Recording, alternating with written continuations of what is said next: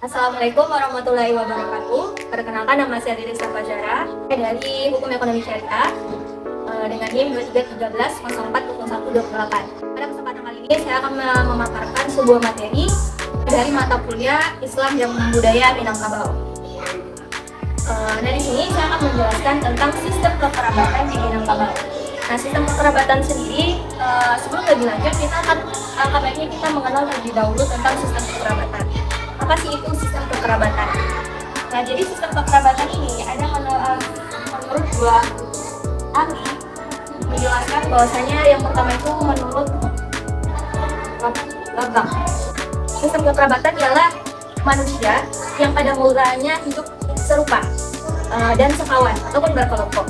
Jadi mulanya itu adalah sekelompok perempuan dan sekelompok laki-laki. Dan akhirnya mereka berhubungan dan melahirkan keturunan tanpa ikatan dan membentuk keluarga ini. Ada juga menurut atau Islam.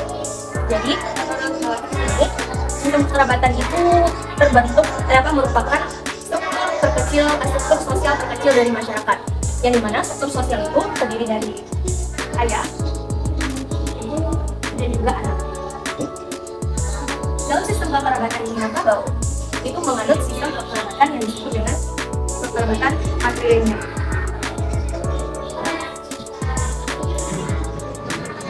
Kalau menurut para ahli dan banyak literatur mengatakan kalau kekerabatan matrilineal itu adalah menganut dari garis keturunan ibu, menarik garis keturunan berdasarkan garis keturunan ibu.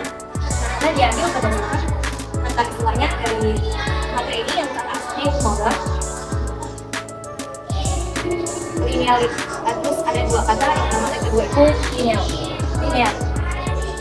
Kalau mazhab itu pastinya adalah itu lineal itu adalah garis. Jadi banyak literatur menyimpulkan bahwasanya materi itu menarik garis keturunan berdasarkan garis ibu. Namun dalam istilah sebenarnya matrilineal itu dalam istilah kekerabatan Minangkabau sebenarnya adalah mendekat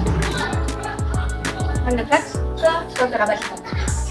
Nah, mendekat ke kerabat ibu itu apa saja, mulai dari suku, harta, dan juga pusaka. Kekerabatan di matrilineal juga menggunakan tentang perkawinan eksogami.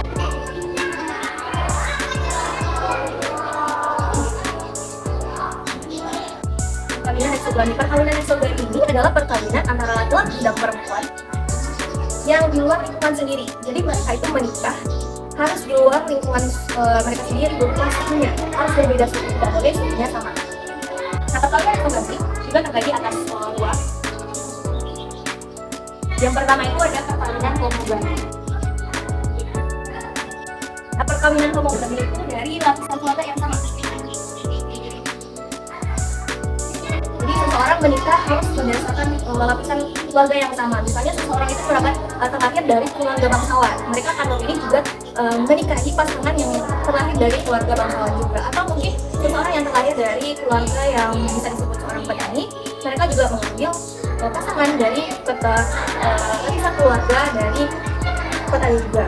Terus ada juga dari heterogami, yaitu perkawinan antara laki-laki dan perempuan dari lapisan sosial yang berbeda. Misalnya dari anak bangsawan dengan dengan anak yang bekerja biasa-biasa saja, bisa dengan anak petani gitu ya. Itu perkawinan, itulah heterogami. Selanjutnya perkawinan eksogami ini juga ada berdasarkan hubungan kekerabatannya.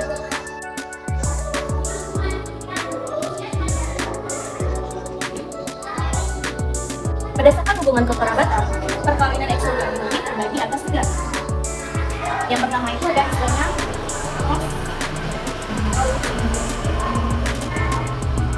yaitu perkawinan antara saudara sepupu. Misalnya perkawinan dengan anak saudara ibu. Ini perkawinan antara sepupu. Selanjutnya dari paralel kausif.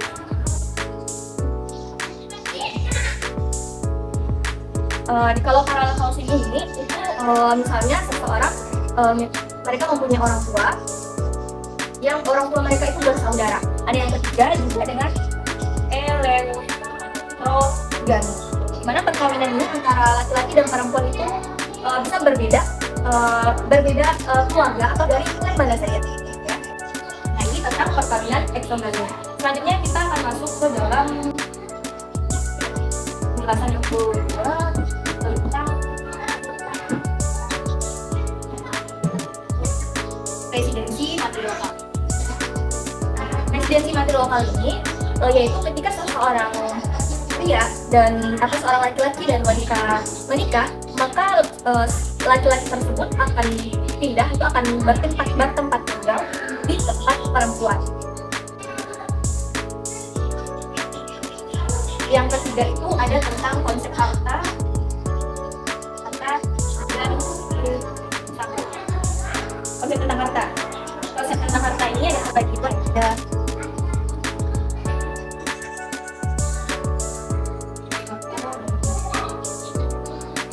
Harta ini ada terbagi dua, ada sako dan musako.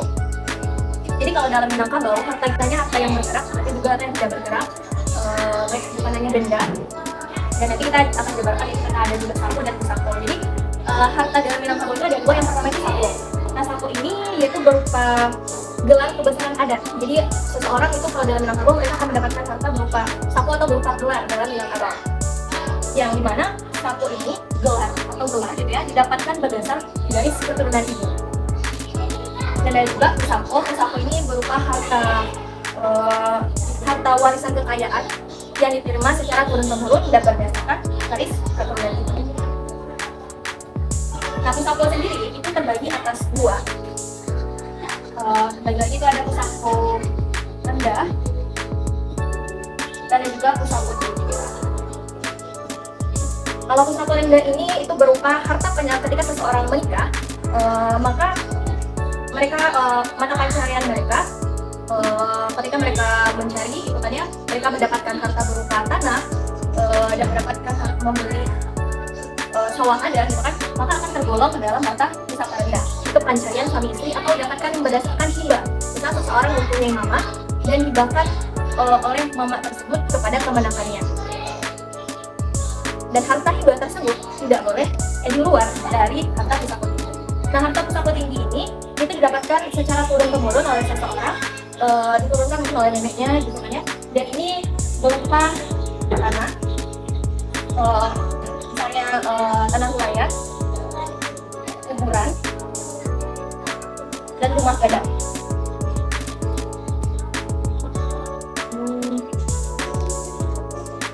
Dan pusaka tinggi ini itu tidak boleh dijual atau digadaikan.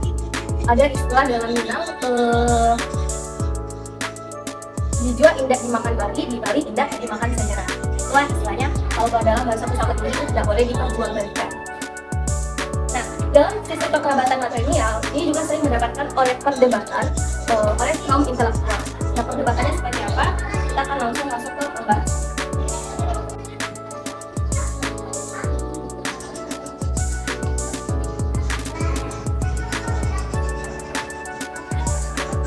Perdebatan tentang sistem kekerabatan Minangkabau ini itu mendapatkan perdebatan yang pertama itu dalam kawinan ekstragamina.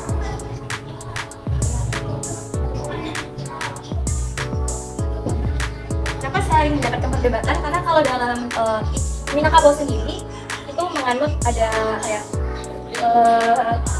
memiliki semboyan adat bahasa Isyarat, bahasa Minangkabau. Jadi adat Minangkabau itu menjadikan Islam itu sebagai aturan atau panduan dalam beraktivitas. Dan banyak malah mendapatkan perdebatan yang pertama sekali itu tentang kawinan ekstragamina. Karena sebenarnya kalau dalam Islam tidak melarang, tidak ada istilah melarang seseorang berkawin jika mereka dalam mereka harus menjalin pernikahan di luar suku. Islam sendiri tidak melarang tidak melarang hal tersebut, namun dalam Minangkabau itu melarang jika seseorang itu berkawin sesuku. Kenapa dilarang? Karena dalam Minangkabau itu beranggapan seseorang yang sesuku itu masih dalam hal saudara, mereka masih dalam satu kawin, bahkan ada sekali gitu. Jadi mereka melarang untuk syarat hukumnya dalam adat untuk menikah satu suku karena masih dalam satu keluarga darah. Apa akibatnya seseorang? Karena kalau dalam Minangkabau, jika seseorang melanggar tersebut, seseorang tersebut akan mendapatkan sanksi sanksi dari yang pertama itu pastinya mereka akan dikucilkan dalam masyarakat. Dan bukan hanya itu, seseorang yang melakukan pernikahan seperti itu, biasanya mereka, anak keturunan mereka itu akan mengalami kecacatan, baik kecacatan mental maupun kecacatan fisik. Dan jarang sekali seseorang yang menikah satu suku itu anaknya bisa hidup berumur panjang. Lalu yang kedua itu tentang residensi materi lokal.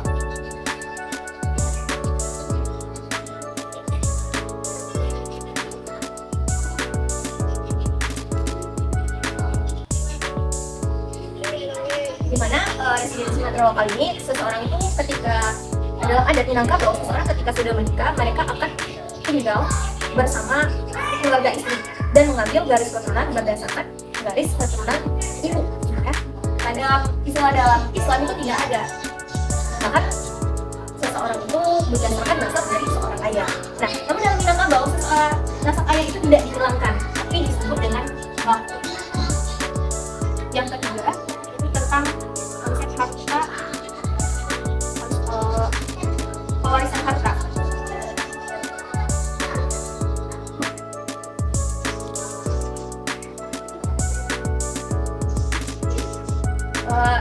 Dalam pewarisan harta juga sering mengalami perdebatan dari kaum intelektual, karena kalau dalam Minangkabau pewarisan harta itu sebenarnya berdasarkan garis keturunan ibu.